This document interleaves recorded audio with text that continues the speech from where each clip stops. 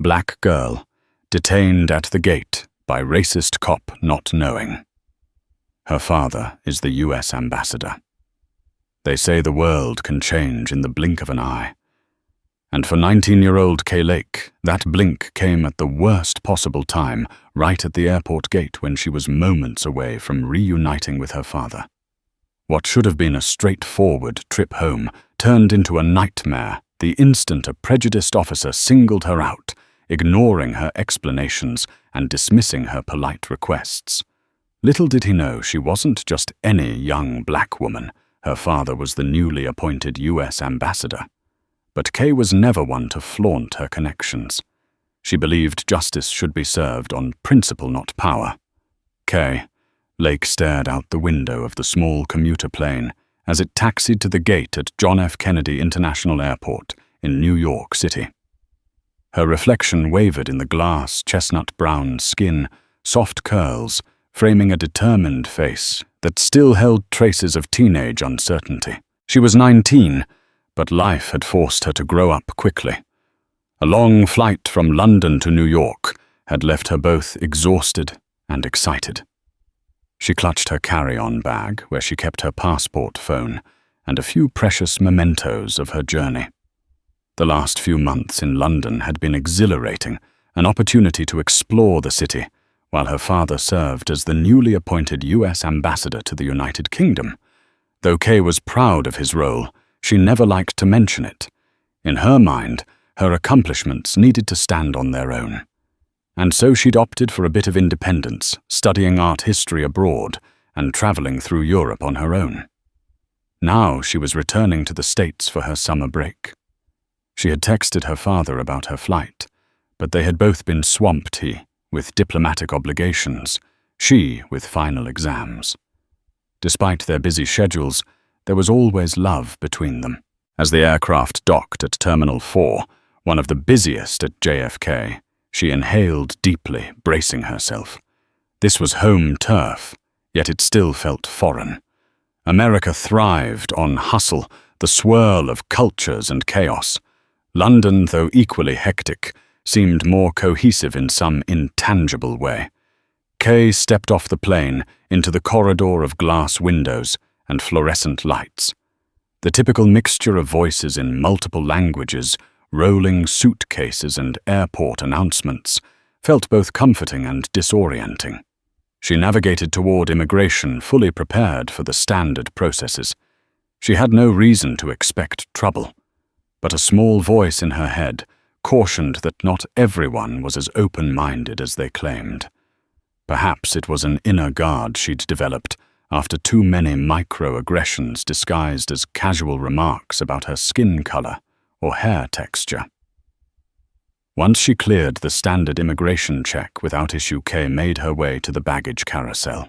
She waited patiently for her single, large suitcase. People jostled around her, and a toddler kept screaming for his mother's attention.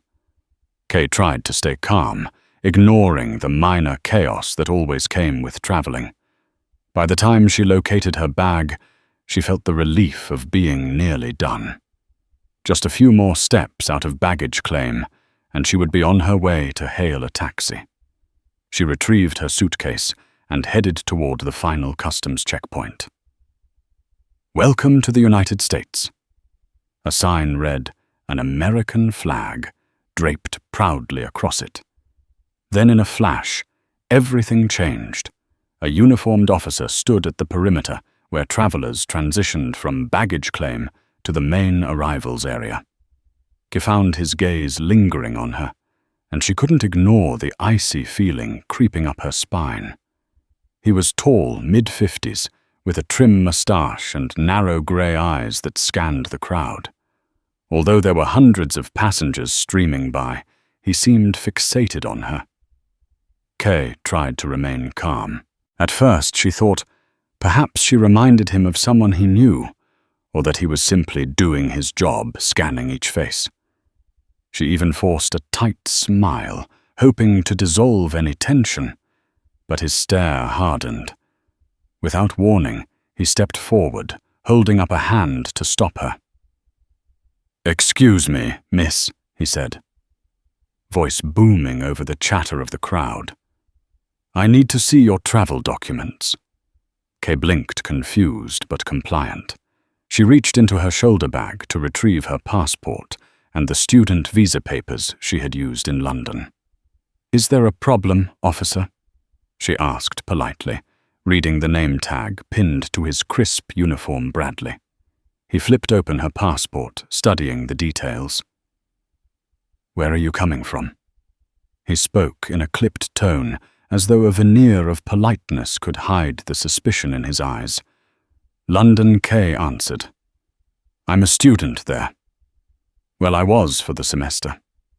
Bradley glanced at her bag as if expecting it to spontaneously reveal contraband. "Traveling alone?" "Yes," Kay confirmed. "You sure about that? No one else with you?" A flicker of annoyance sparked in Kay. Why would he assume she was lying? "Yes, sir. I'm alone." He cleared his throat, ignoring the swirl of travelers moving around them. "Where are you from?" "Originally." Miss Kay frowned slightly. "I'm American. I was born in Washington, D.C.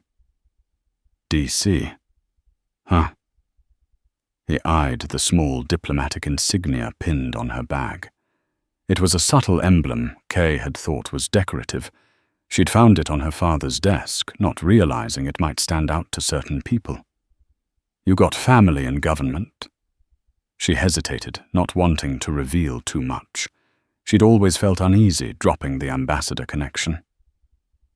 "My father works for the State Department," she admitted softly, then tried to shift the conversation. "I'm just here on summer break." Officer Bradley's lips curled upward, but it wasn't a welcoming smile. It was more like a predator sensing easy prey. "Why don't you step over to the side for a moment?" Her heart sank. She'd seen that expression before, an authority figure deciding she was guilty of something. Before any evidence even existed, Kay looked around for any sign of an ally, but the crowd seemed oblivious. What was she supposed to do? Fight or comply and avoid causing a scene? She took a deep breath. "All right." Following him, she noticed how he kept a hand near his belt, as if expecting her to pull out a weapon. The corridor he guided her toward was cordoned off by a metal barrier. Few travelers were asked to go there. Kay's chest tightened. She wasn't sure if this was standard procedure or the beginnings of a humiliating search. "Open your bag," Bradley ordered, snapping on rubber gloves. Kay unzipped her suitcase. Her clothes, a few books and souvenirs from her trip, tumbled into view. A Spanish-language guidebook from her brief stay in Madrid sat on top. Bradley picked through her belongings with a scowl, rifling through personal items as if they were evidence of wrongdoing. The disregard for her privacy stung. She tried to steady her shaking voice. "Officer, is there a specific reason you're searching me?" He raised an eyebrow. "Routine check," he answered curtly. "We've had some suspicious travelers lately." Kay felt the coded language. This was profiling pure and simple. But she held her tongue, determined to keep her composure. After a thorough rummage, he stepped back. "You got an ID besides your passport, proof of your claims?" "School ID, yes," Kay said. She handed him her London University ID. "I was studying art history. You can see the date stamp." Bradley looked at the card, flipping it, as if searching for a flaw.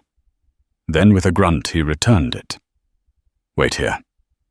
He disappeared into an office behind the partition, leaving Kay standing in full view of passerby who shot her curious glances. Time crawled by. 10 minutes.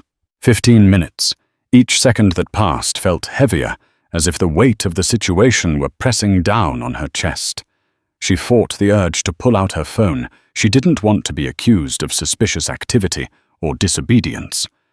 Finally, Bradley returned. He didn't look any friendlier. "Follow me," he said, gesturing for her to enter the small office area. Kay's pulse spiked. She swallowed the knot of fear, reminding herself that she had nothing to hide. Her documents were all in order. She was a law-abiding citizen, and a proud one at that. In the cramped room, 2 chairs faced an interrogation-style table. Bradley pointed to one of them. "Sit." Kay sank into the chair, her mind racing. She wanted to call her father, but something told her it would only enrage Bradley further. She willed herself to stay calm, to choose her words carefully. "You mind telling me what's really going on?" Bradley asked, his hands clasped in front of him. "I'm not sure what you mean," Kay said. He leaned forward. "What's your business here in the States? You sure it's just a summer break?" "Yes," Kay insisted. "I'm a U.S. citizen. My father works for the State Department, but that has nothing to do with me traveling in or out of the country. I have every right," Bradley cut her off. "Easy now. Don't get defensive. We have reasons to be cautious. You see the news, right? People from all over coming here with God knows what intentions." Kay exhaled, feeling her temper flare. "I'm just a college student coming home for the summer." "I'm not." "Look," Bradley said, standing up. "We'll see about that." He exited abruptly, leaving her alone once more. Kay's eyes flicked to the clock on the wall. She'd already been detained for nearly 40 minutes. Her phone was beginning to vibrate in her bag, probably her father checking if she'd landed safely. Her father. Kay was torn. She always told him she could handle herself, but maybe it was time to call. Yet she also knew how proud she was. She didn't want special treatment simply because of who her dad was. She wanted fairness, period. But fairness wasn't something Officer Bradley seemed inclined to offer. Deep down, Kay realized this wasn't just about a random search. Meanwhile, in a stately office at the U.S. Embassy in London, Ambassador Stephen Lake paced, checking his watch. Tall, with dignified salt-and-pepper hair and a commanding presence, Stephen never let the weight of his position overshadow his role as a father. Kay was due to arrive in New York nearly an hour ago, and he'd expected at least a text by now. He wasn't typically the anxious type, but Kay's independence sometimes left him worried. He tapped his phone. No new messages. Furrowing his brow, he decided to send another, "Hey, sweetie, just checking in. Let me know you landed safely." A knock on the door interrupted his thoughts. His assistant, Maria, poked her head in. "Sir, you have that conference call with the State Department in 5 minutes." "Yes, thank you, Maria." Stephen nodded. "Could you hold them off a bit? My daughter's flight should have landed, and I'd like to confirm she arrived." Maria smiled. "Of course, Ambassador." Once alone again, Stephen dialed Kay's number. It went straight to voicemail. He tried again. Same result. A flicker of worry crossed his features. Kay was rarely unreachable.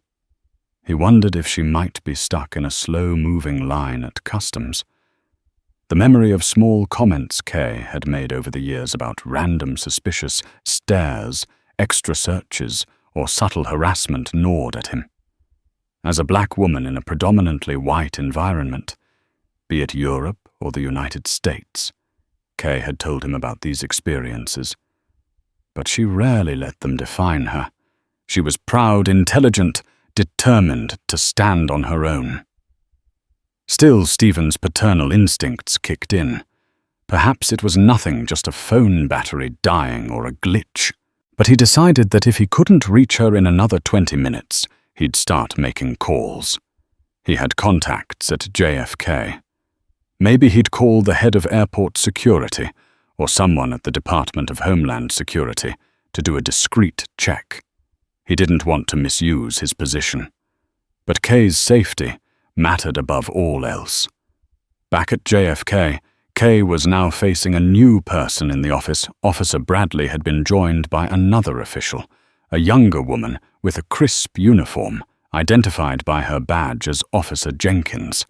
She seemed more professional and less hostile, but Kay still felt cornered. "All we need is clarification," Jenkins said, motioning for Kay to remain seated. "Your passport's valid, yes, but we have to follow up on certain protocols." Bradley folded his arms, looming behind Jenkins, silent but visibly displeased. Kay took a moment to gather herself. Officer's Kay began, voice trembling slightly. "I've done nothing wrong. I'm a student returning home. I have my British student visa, my American passport, and all my documentation is in order." Jenkins nodded. "That seems to be the case. However, your name flagged a system check." Kay's eyebrows shot up. "Flagged for what?" "It might be a misunderstanding or a glitch," Jenkins allowed. "But your father is Stephen Lake, correct?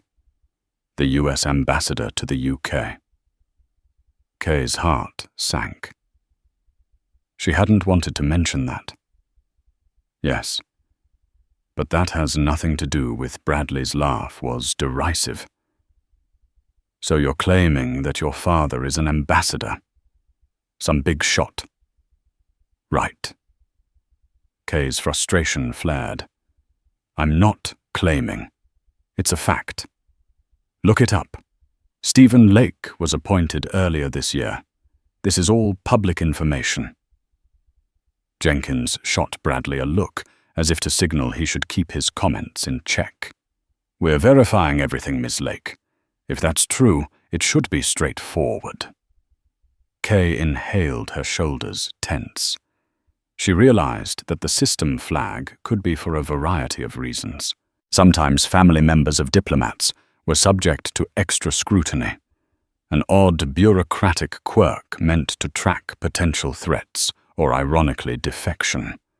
She had read about it in passing but never experienced it so directly. Maybe it was just that.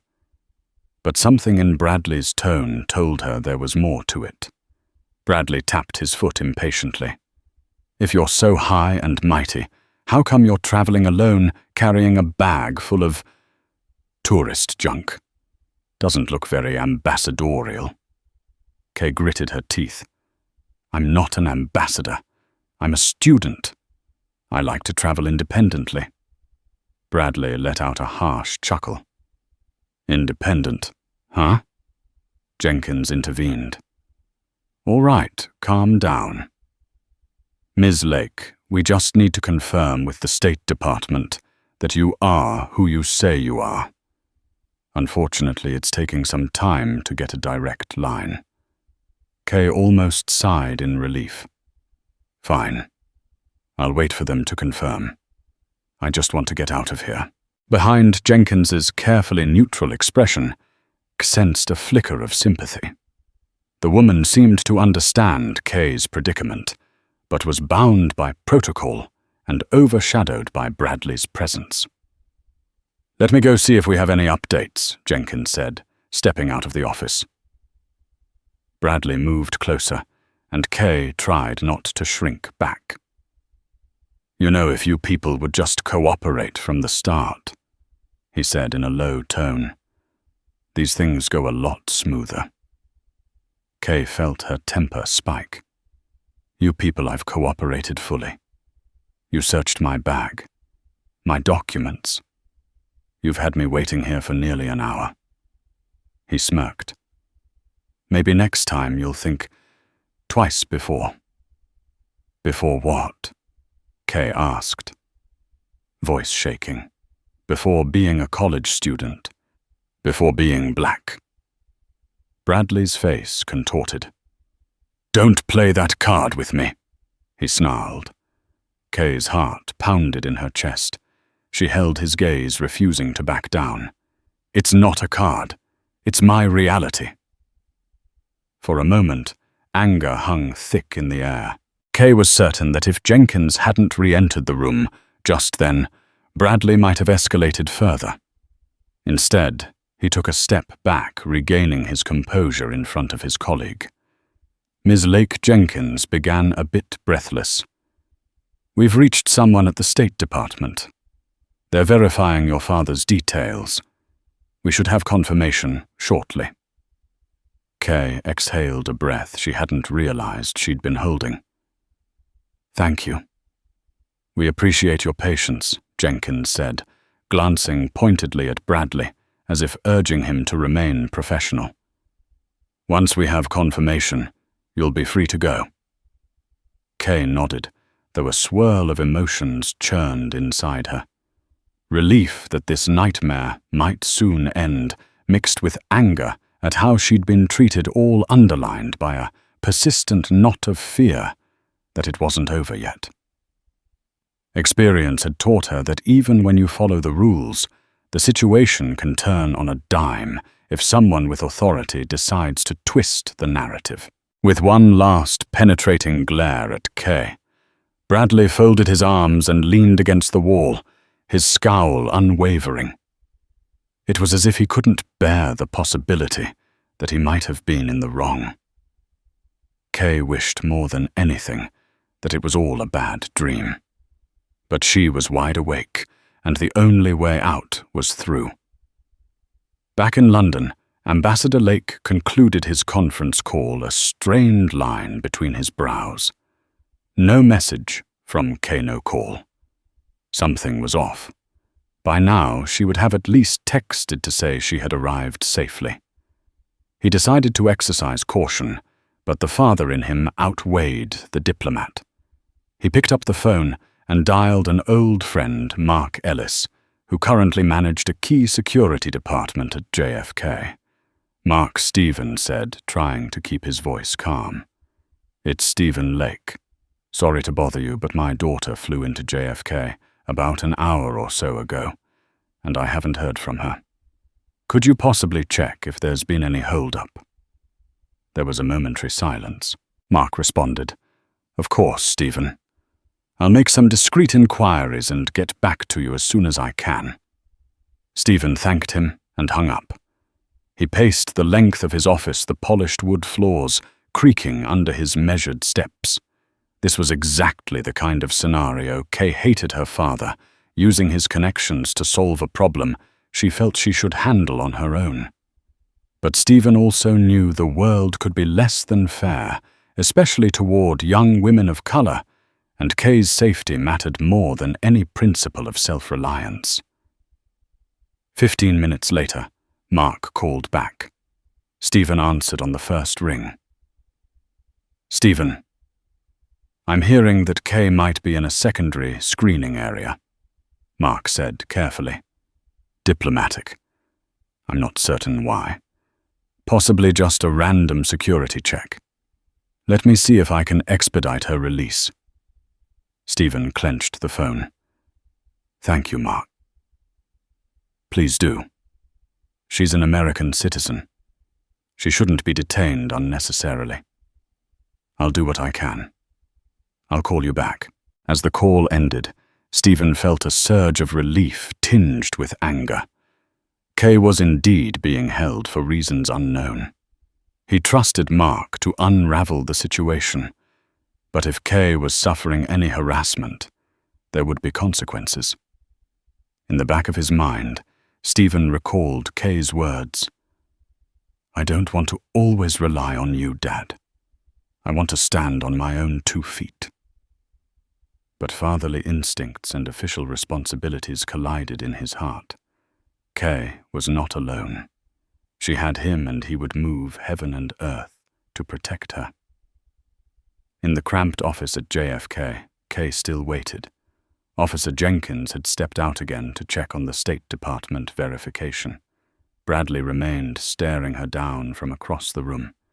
The air felt stifling, as if every breath Kay took had to be fought for.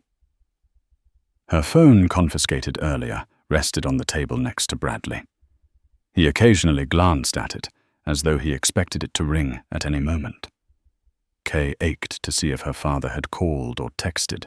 She tried to keep her posture straight, hands resting on her lap to still their trembling. Bradley's eyes flicked to her carry-on bag. "Mind if I check in there again?" he asked, though it was more a statement than a request. Kay felt her patience wearing thin. "You already did." Bradley shrugged. "Regulations." She forced a thin, polite smile, not wanting to give him an excuse to escalate.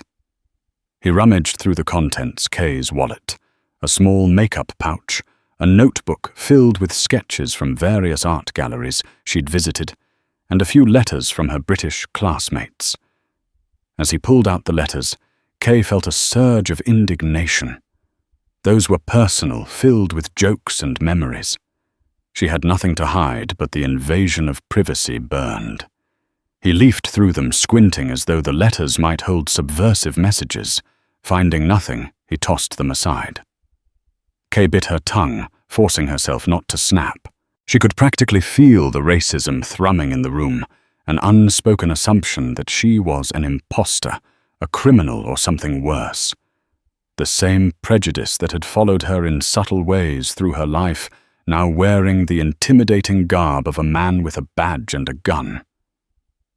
At last, Jenkins returned, holding a piece of paper. "Ms. Lake, the State Department confirms that your father is indeed Ambassador Stephen Lake. We have an official letter verifying your relationship and travel details." Kay exhaled, though she sensed a but coming. Jenkins scanned the paper. "However, the system glitch that flagged your name hasn't been fully resolved. To expedite this, we've requested a phone call with a superior. It shouldn't take long now." Kay nodded, though her shoulders remained tense. "Thank you." Bradley frowned, as if disappointed that Kay might actually be legitimate. His gaze shifted to Jenkins. "You really believe all that?" "Something's not adding up." Jenkins pressed her lips together. "The official State Department channels are quite clear, unless there's hard evidence of wrongdoing." Bradley pounced on her words. "Look at her. She claims she's just a student, but she's got some diplomatic emblem on her bag. Probably stolen. Her father's an ambassador, and yet she's traveling alone. Don't you think that's odd, Jenkins?" The younger officer hesitated, caught between rank and reason.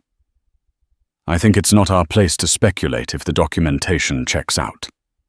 Kay, exhausted by the ordeal, spoke up quietly. "Why do you hate me so much, Officer Bradley? What have I personally done to you?" Bradley's mouth tightened, and for a moment, Kay thought she saw a glimmer of uncertainty in his eyes, perhaps the slightest realization that his treatment of her was baseless. But then his pride reasserted itself. "I don't hate you," he said stiffly. "I'm just doing my job, protecting this country from threats." Kay's eyebrows rose. "Am I a threat?" Bradley said nothing, but his silence spoke volumes.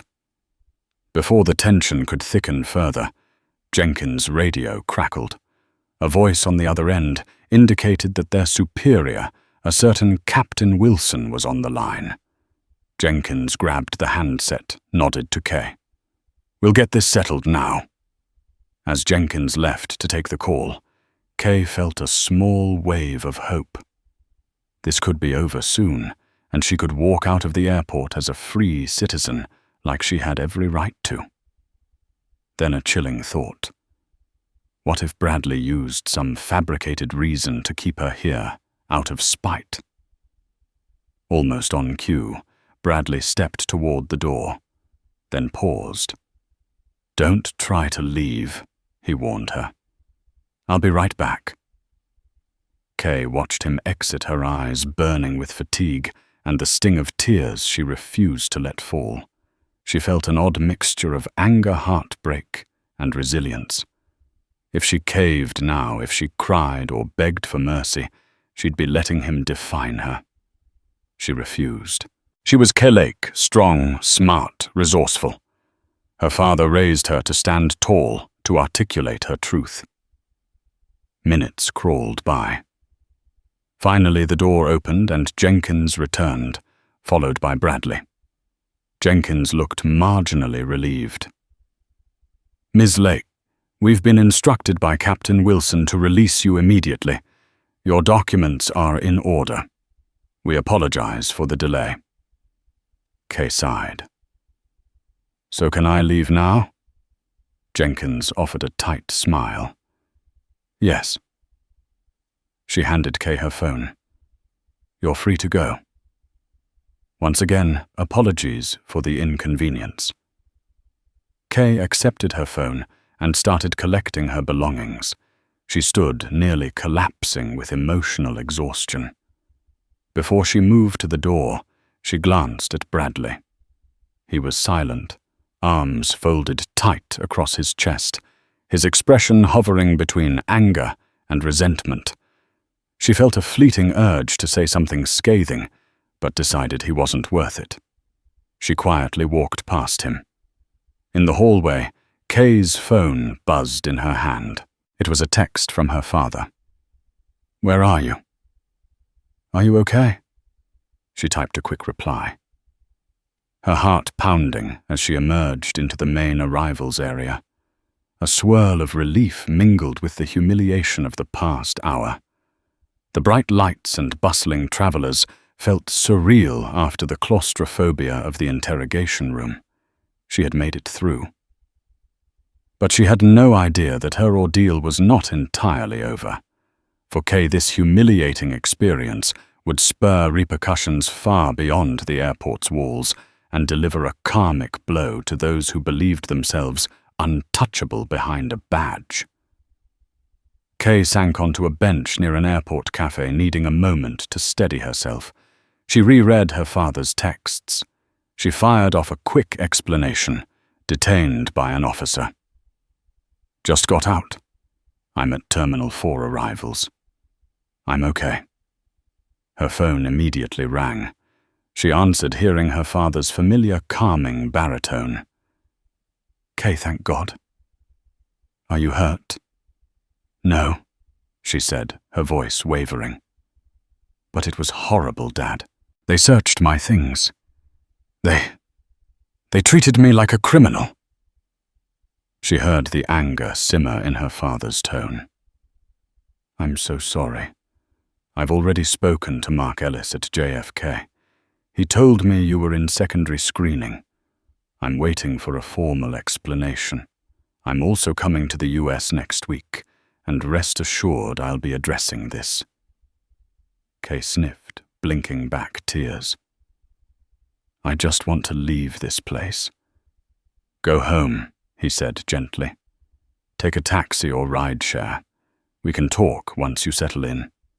And Kay, if you want to file a complaint, we'll make sure it's heard. You deserve justice, not just release." She nodded. "Okay, Dad. I love you. Thanks." As she ended the call, Kay noticed she still felt shaky. She got up, heading for the exit. The warm summer air outside was a shock to her system after the sterile chill of the airport. She dragged her suitcase toward the taxi stand, the wheels bumping on uneven pavement. She tried to focus on the small victory of her release, but Officer Bradley's menacing face hovered in her mind. She looked over her shoulder. She could have sworn she glimpsed him in the distance, standing near a pillar. Her pulse quickened. Was he following her? She shook her head, telling herself she was just paranoid. She had no reason to linger. She flagged a taxi, threw her suitcase in the trunk, and slid into the back seat. Manhattan, she told the driver, giving him her address. As the cab pulled away, Kay couldn't shake the sensation that the threads of this incident would follow her. She wasn't wrong. In the coming days, her life would be upended yet again, because a racist cop who felt humiliated and outraged was not content to let things lie. 2 days later, Kay had just begun to recover. She was staying in her father's penthouse in Manhattan temporarily. He would be in New York in a few days, in part to handle an important diplomatic function at the United Nations, and partly to ensure Kay was truly all right. She kept busy reading for her summer coursework, trying to put the ordeal behind her. Then her phone buzzed. A message from an unknown number. "We're not done yet." Her stomach lurched. She stared at the text, her mind racing. The rational part of her said it could be a spam message, or maybe someone from high school messing around. But her intuition told her otherwise. A moment later, a second text arrived. "You might be Ambassador's daughter, but that won't protect you forever." A chill ran down her spine. Officer Bradley. Could he have tracked down her personal number? The possibility both infuriated and terrified her. Her father's security measures were typically solid, but Kay realized she'd given her number to so many people while traveling someone unscrupulous could have passed it along. That evening, Kay confided in her father via a long-distance call. She confessed her suspicions about the threatening messages. She could almost hear him pacing on the other side of the line, voice taut with anger. "Kay, I'll be on a plane tomorrow. Don't leave the apartment unless necessary. All right. I'll contact Mark Ellis again and get some protective measures in place." Reluctantly, Kay agreed. She spent a tense night half expecting someone to burst through the door. Memories of the airport interrogation looped in her mind, fueling her anxiety. Why would that man risk sending her threats? Did he truly think he could intimidate her into silence? But Kay was not one to be easily bullied. The next morning, she pulled out her laptop and began drafting a detailed account of everything that had happened at JFK. If she had to file a formal complaint, or even speak to the media, she would. This was bigger than her personal trauma. It was about shedding light on abuses of power and the targeting of black travelers. She titled the document, "Statement of Events at JFK on June 15th. As she wrote, her anger turned to resolve. She would not be a victim. Ambassador Stephen Lake arrived at JFK the following afternoon, stepping off a diplomatic flight with urgent purpose. His phone buzzed with updates from Mark Ellis, who had arranged a meeting in a private lounge within the airport's administrative sector. Stephen's usual calm diplomacy was underscored by protective rage. No father would stand by and let their child be threatened, especially by an officer tasked with upholding the law. In a secure conference room, Mark Ellis awaited him with a few members of airport security and Captain Wilson of the airport police. They exchanged polite greetings. Mark cleared his throat. "Stephen, we've examined the incident reports. It appears Officer Bradley initiated a secondary screening due to a system glitch that flagged Kay's travel. Admittedly, the glitch was resolved, and Kay should have been released sooner." Captain Wilson stepped in, looking genuinely apologetic. "Ambassador Lake, we are investigating Bradley's conduct. We have reason to believe he went beyond standard procedure." Stephen inhaled, reining in his temper. "I appreciate that. But more has happened." Kay received threatening messages. She believes they might be from Bradley. "I want to know if he had access to her phone number or personal information." Wilson's face paled. He shouldn't have. Protocol forbids collecting personal phone numbers unless necessary for official documentation, which this was not. Yet Kay is receiving explicit threats referencing her father being an ambassador. Stephen said, voice cold as steel. Mark stepped in. "We can trace the messages if Kay still has them. If Bradley's behind it, we'll handle it immediately." Stephen nodded. "I expect nothing less. My daughter will not be intimidated by a rogue officer." Captain Wilson grimaced. "I understand, sir. We'll get to the bottom of it." Stephen stood, I'm heading to meet Kay now, but please keep me informed. If Bradley tries to contact her again or approach her, I want immediate action taken." The men agreed, and Stephen exited the conference room. This was not how he had hoped to spend his time in New York, but Kay's safety came first, even if it meant going head-to-head with a racist cop who believed himself untouchable. Late that evening, Kay and her father sat across from each other in the penthouse living room. Light from the city skyline flickered through the glass windows. Kay explained every detail of the airport encounter, from Bradley's initial suspicion to his final glare of resentment. She then showed her father the threatening messages. He read them, a storm gathering in his eyes. He looked up. "Do you want to press charges? We can go through official channels. There might be a legal route as well." She hesitated. "I just want him to leave me alone. But if pressing charges is how we accomplish that, then yes." He nodded, picking up his phone. "I'll inform Mark Ellis. We'll get the ball rolling." However, before he could dial, the phone buzzed. It was Mark. Stephen answered in front of Kay, the call on speaker. "Stephen, Captain Wilson confronted Bradley this afternoon," Mark said. "It did not go well." Kay's heart thudded. "What do you mean?" she cut in. Mark hesitated. Bradley became agitated, denied everything. Then he stormed out. Not exactly an admission of guilt, but let's just say he didn't do himself any favors.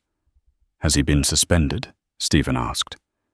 "As of this evening, yes, pending a full investigation." Mark sighed. "He's been stripped of his badge and gun. Still, there's concern he might retaliate." Kay's throat tightened. She felt a mix of relief and fear. "What should I do?" "Stay with your father. Possibly consider temporary bodyguards until we're sure Bradley is no threat." Mark paused. "We've also found suspicious communications from his work computer. Anti-immigrant racist language. We're forwarding it to the Internal Affairs Division. Bradley likely faces serious consequences." Kay exchanged a glance with her father.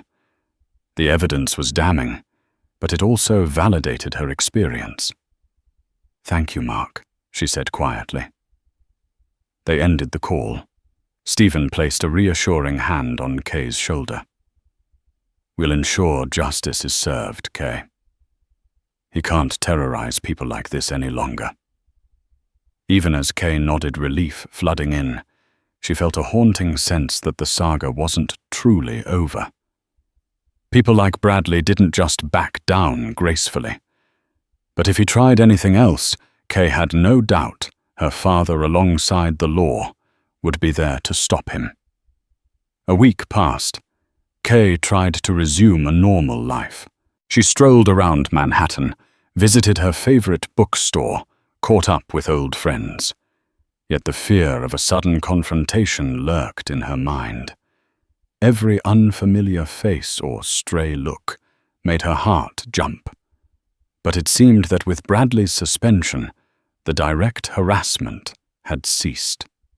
Kay allowed herself to relax until one sweltering afternoon, when she emerged from a grocery store and spotted a familiar figure across the street. Bradley. He stood by a lamp-post wearing civilian clothes, his posture stiff, their eyes locked. Kay's stomach churned with fear and fury. She wondered if he'd been watching her, following her. She quickly ducked behind a parked SUV, fumbling with her phone to call her father. 100 thoughts raced through her mind. Had Bradley snapped completely? Was he here to intimidate her further, or worse? But when she peered over the car hood, he was gone. The sidewalk was busy, thronging with people. For a moment, Kay questioned if it was truly him, or just someone who looked like him. Her instincts, though, screamed it was him. Shakily, she told her father what had happened. He insisted on sending a security detail to her. Reluctantly, Kay agreed. She hated the intrusion, but the alternative was worse.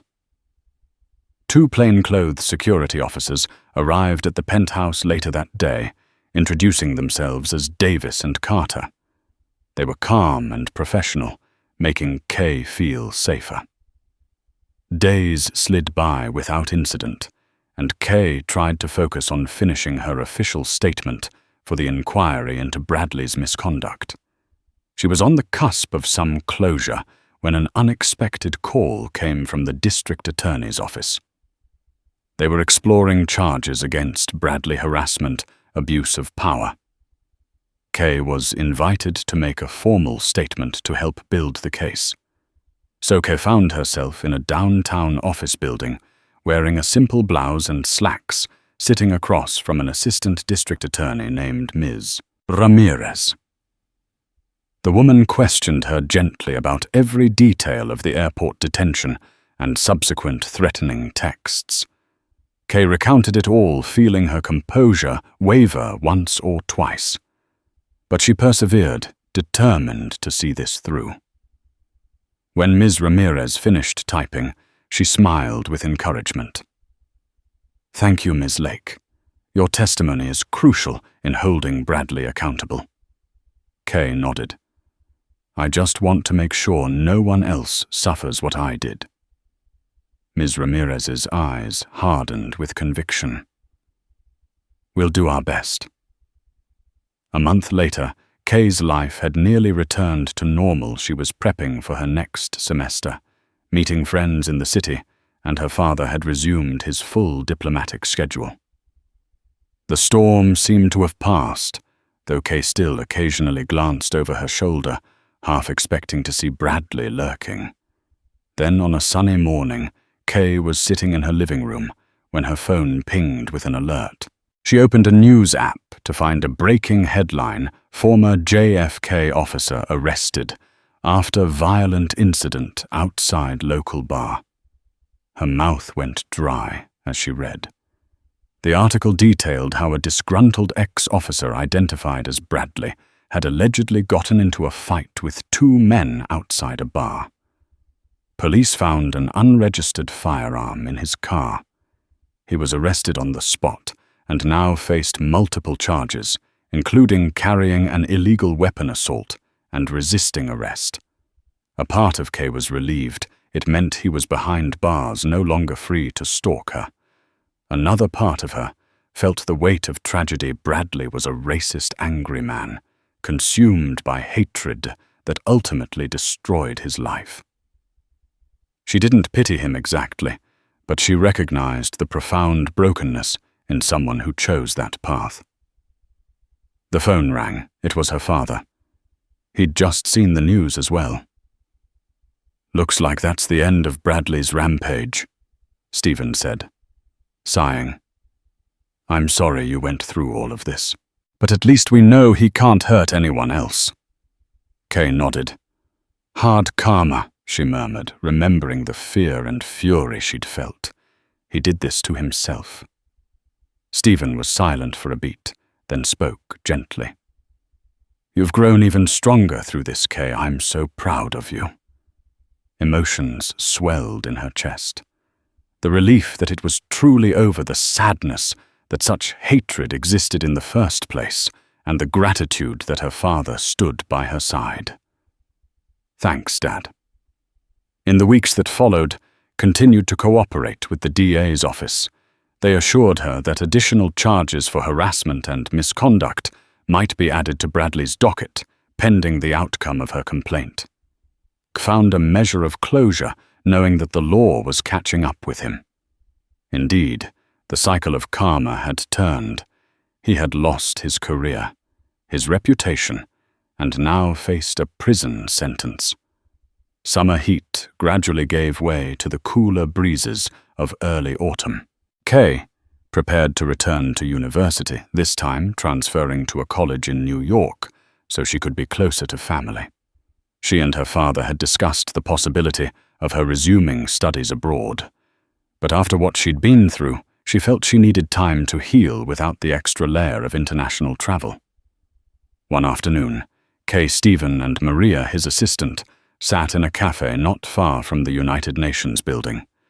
Over iced teas and sandwiches, they reflected on the past few months. To think Maria mused all of this started because Kay was singled out by a hateful officer.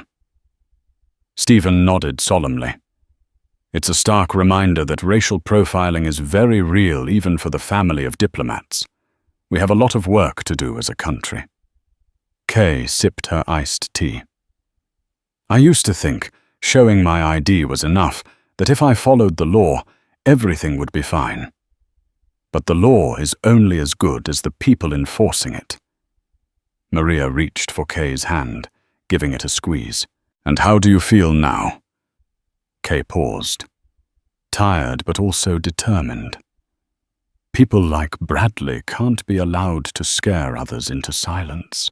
We have to use our voices, our rights to stand up. Stephen smiled at his daughter, pride evident in his eyes. There's the Kay I raised, always fighting for what's right. I believe this experience, however painful, has forged a greater sense of purpose in you. She returned with a smile. I think it has. She recalled the panic, the shame, the rage in that small interrogation room at JFK. She remembered how at times she had been tempted to name-drop her father's position just to end the ordeal. But she'd refrained until pressed, wanting her freedom simply as a rightful citizen.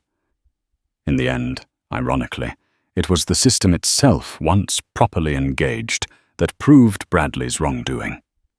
Perhaps that was a small testament to the fact that justice could prevail even if it arrived late. In the final days before Kay headed off to her new college, she heard from the DA's office one last time. Bradley had pled guilty to multiple charges, including illegal possession of a firearm and a separate count of official misconduct. He faced a prison term.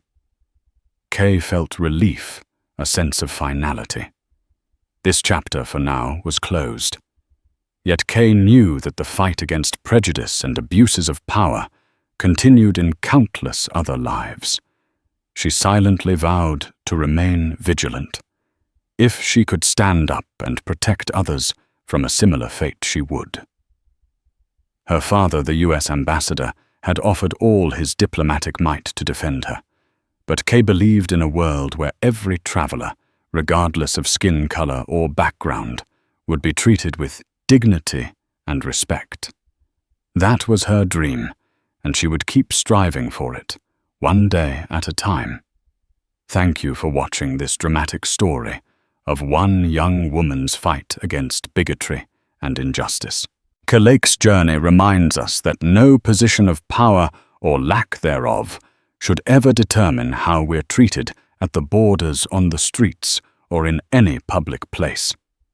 Her experience highlights the importance of standing firm in our truths, supporting each other when confronted by abuse, and trusting that in the end, hateful deeds will face the consequences they deserve.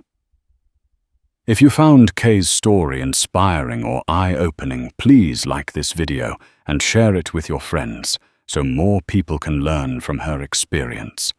And don't forget to subscribe to this channel for more captivating stories that challenge injustice and champion hope.